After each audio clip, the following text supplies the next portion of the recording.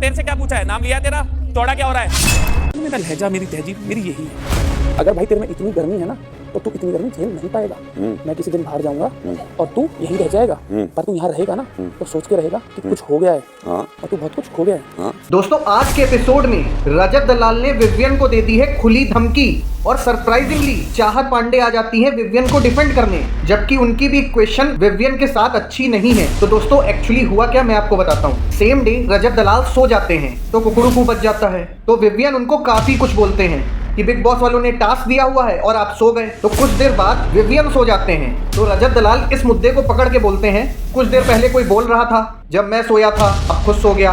तो विवियन बोलते हैं, तुमने देखा था क्या कि मैं आके सो रहा हूँ? इस बात पे रजत दलाल गुस्से में बोलते हैं, तेरा नाम लिया क्या मैंने? चौड़ा क्यों हो रहा है? जा सो जा जाके। इस पर विवियन बाकी घर वालों से बोलते हैं, अभी देखना ये चीखेगा चिल्लाएगा। बस ये कहना ही था कि रजत दलाल खड़े हो जाते हैं और विवियन को धमकी देने पहुंच जाते हैं और विवियन से बोलते हैं, हाँ मैंने देखा था, तू सो रहा था, बता क्या करेगा?